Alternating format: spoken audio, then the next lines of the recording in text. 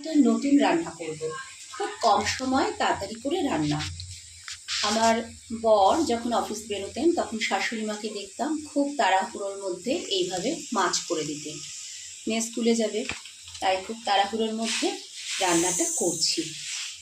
প্রথমে একটা শুকনো খোলায় অল্প একটু কালো সর্ষে আর অল্প একটু পোস্ত খুব হালকাভাবে ভেজে নিতে হবে। ফটফট ফটফট আওয়াজটা হওয়ার সাথে সাথেই এটাকে বন্ধ করে দিতে হবে। আমার সর্ষে আর পোস্তটা গুঁড়ো করে রাখা হয়ে গেছে। এবার 2 পিস মাছ, রুই মাছ নুন হলুদ মাখিয়ে আমি ভাজাও বসিয়ে দিয়েছি। আমার অলরেডি ভাজাও হয়ে গেছে। এবার এর মধ্যেই আমি একটা শুকনো লঙ্কা দিয়ে দেবো, সাথে একটা কাঁচা লঙ্কা অল্প চিড়ে দেব।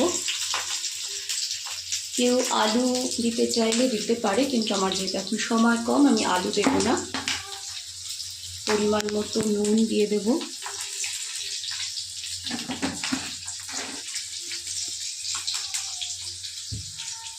একটুখানি মেথি ফোড়ন দেব,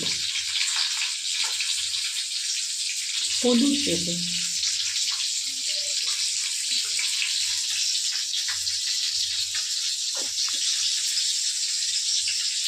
অল্প জল দেব।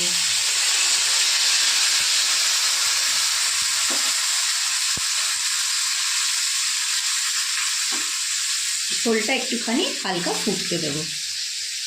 এবার আমার সর্ষে পোস্তর এটা দিয়ে দেব,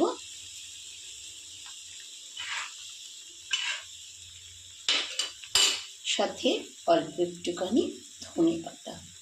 শীতকালে ধনে পাতা ছাড়া আমি তো তরকারি ভাবতেই পারি না। 2-3 মিনিট ফোটার পরেই আমার ঝোলটা একদম রেডি।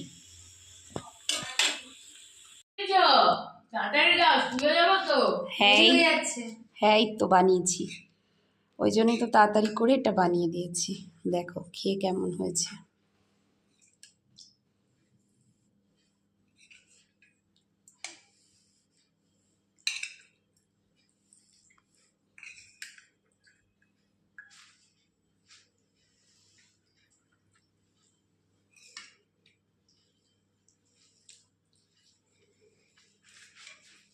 কেমন হয়েছে বলো খেয়ে?